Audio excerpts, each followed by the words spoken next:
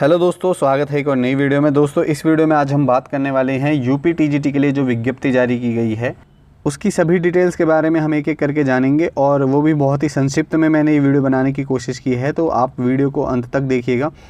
तो सबसे पहले हम देख लेते हैं जो यूपी टीजीटी के लिए आपके जो ऑनलाइन फॉर्म हैं वो 9 तारीख से स्टार्ट होने वाले हैं, यानी कि आज 9 जून 2022 से वो स्टार्ट हो जाएंगे।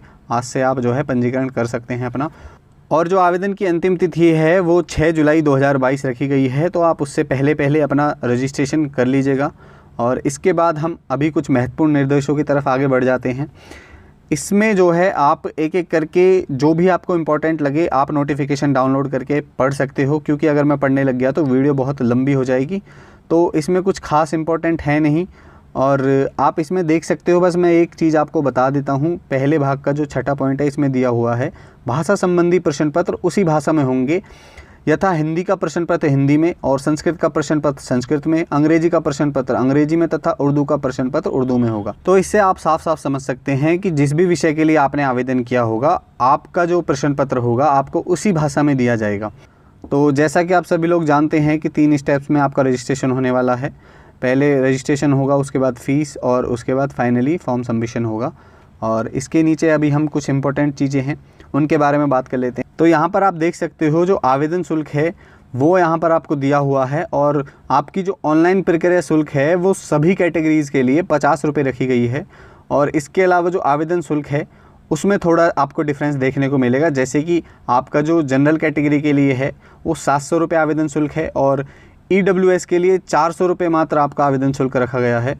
इसके बाद जो अन्य पिछड़ा वर्ग है उसके लिए भी जनरल की तरह ही 700 रुपये आवेदन शुल्क है। इसके बाद अनुसूचित जाति और अनुसूचित जनजाति के लिए क्रमशः 400 और 200 रुपये आवेदन शुल्क रखा गया है। और यहाँ पर सभी के लिए ऑनलाइन प्रक्रिया शुल्क आपका 50 रुपये रखा हुआ है। इसके बाद हम नीचे की तरफ आ जाते हैं, और यहाँ पर जो भी चीज़ें इंपॉर्टेंट हैं मैं वो आपको पढ़ के बता रहा हूँ।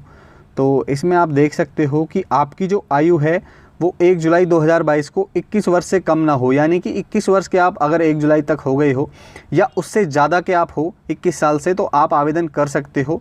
और इसके अलावा जो इसकी मैक्सिमम एज है वो 60 साल तक जाती है, लेकिन इसमें ऐसा कुछ दिया हुआ नहीं है। तो अभी हम इसके नीचे देख लेते हैं। वेतनमान आपका दिया हुआ है, और यहाँ पर आप देख सकते हो ग्रेड पे 4600 आपका है। तो आप समझ सकते हो कि आपकी सैलरी अच्छी खासी बनने वाली है। तो अभी हम चल लेते हैं आपकी जो सब्जेक्ट वाइज वैकेंसीज़ दी हुई हैं उनकी तरफ। तो हम एक एक करके उनको देख लेते हैं। सबसे पहले हम देखते हैं प्रशिक्षित स्नातक शिक्षक बालक वर्ग, यानी कि बालक वर्ग के लिए जो आपकी वैकेंसीज़ हैं वो कितनी हैं, और इसके बाद हम देखेंगे बालिका वर्ग के लिए। तो सबसे पहले आप देख सकते हो जो इसमें टॉप 3 वैकेंसीज़ हैं वो हैं इंग्लिश, हिंदी और गणित, यानी कि आप देख सकते हो 500 से ऊपर वैकेंसीज़ तीनों ही विषय के लिए दी हुई हैं। तो आप अपनी कैटेगरी के हिसाब से वैकेंसीज़ देख सकते हो। मैं आपको टोटल वैकेंसीज़ एक बार बता देता हूँ। इंग्लिश के लिए 511 वैकेंसीज़ हैं, हिंदी के लिए 509 वैकेंसीज़, और उसी तरह गणित के लिए 508 वैकेंसीज़ हैं। इसके अलावा जो विज्ञान वर्ग है उसके लिए 499 वैकेंसीज़ हैं, और कला वर्ग में आप 132 वैकेंसीज़ यहाँ पर देख सकते हो।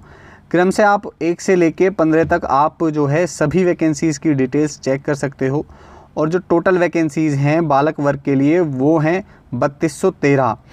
तो 3213 टोटल वैकेंसीज़ हैं। अब इसमें कुछ वैकेंसीज़ के लिए आप देख रहे हो बालक वर्ग के लिए भी और बालिका वर्ग के लिए भी। एसटी में, एसटी कैटेगरीज़ के अंदर जो 0 वैकेंसीज़ आपको यहाँ पर दिखाई दे रही हैं, इसका मतलब ये नहीं है कि आप में से जो एसटी कैंडिडेट्स हैं वो इस फॉर्म को फिल नहीं कर सकते हैं। वो इस फॉर्म को बिल्कुल फिल कर सकते हैं। और अब आप पूछ रहे होंगे कि सर उनका क्या होगा, जिन लोगों के लिए वैकेंसीज़ 0 दी हुई हैं तो वो फॉर्म फिल कैसे कर सकते हैं। तो मैं आपको बता देता हूँ, जो भी एसटी कैंडिडेट्स हैं उनको जनरल की सीट खाली रहने पर उनमें से सीट दे दी जाएगी। उसी तरह ओबीसी और एससी में भी जहाँ पर 0 सीट आपको दी हुई हैं उनमें भी इसी प्रकार से जनरल की सीट को यहाँ पर अलॉट कर दिया जाएगा। अब जैसा कि आप बालिका वर्ग में देख सकते हो, यहाँ पर एसटी कैटेगरी के लिए किसी भी विषय में कोई भी वैकेंसीज़ नहीं रखी गई हैं। इसके अलावा आप एससी कैटेगरी में भी देख सकते हो, कला, जीव विज्ञान और उर्दू वर्ग के लिए आपके लिए कोई भी वैकेंसीज़ नहीं रखी गई हैं।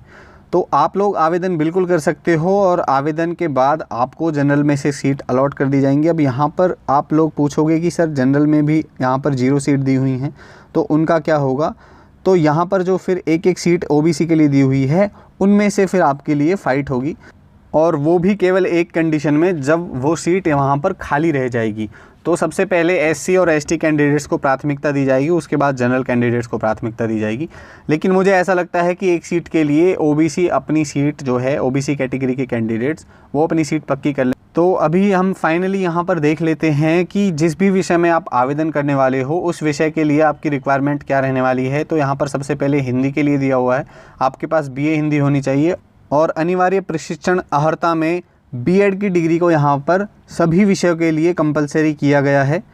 इसके अलावा आप सभी विषयों में आप देख सकते हो, अगर इससे आपकी जो रिक्वायरमेंट्स हैं वो मैच होती हैं तो आप लोग आवेदन कर सकते हो। मैं आपको कुछ विषयों के बारे में बता देता हूँ। जैसे हम यहाँ पर देख लेते हैं, अंग्रेजी विषय के लिए आपके पास बीए अंग्रेजी साहित्य सहित प्रशिक्षित या फिर यूजीसी द्वारा मान्यता प्राप्त विश्वविद्यालय डिग्री कॉलेज से त्रिवर्षीय स्नातक कोर्स अंग्रेजी भाषा के साथ प्रशिक्षित होना चाहिए, और इसमें भी आपका बीएड की जो डिग्री है वो अनिवार्य रखी गई है। तो आप यहाँ पर एक एक करके अपने विषय के हिसाब से जिस भी विषय में आप प्रशिक्षित हैं उसको यहाँ पर वीडियो को पॉज करके देख सकते हो। और यदि इसके अलावा आपकी अभी भी कोई क्वेरी है तो आप लोग कमेंट्स में पूछ सकते हो। आप देख सकते हो कि मैं हर एक कमेंट का आंसर देने की कोशिश करता हूँ और आप लोगों के डाउट सॉल्व करने की कोशिश करता हूँ। तो आप लोग कोई भी डाउट हो तो आप लोग कमेंट में बेझिझक पूछ सकते हो। तो इसके अलावा आने वाले समय में और अपडेट्स के लिए आप चैनल को सब्सक्राइब कर सकते हैं, और अगर आपको वीडियो पसंद आई है तो वीडियो को लाइक ज़रूर करें। मिलते हैं नेक्स्ट वीडियो में, तब तक के लिए गुड बाय।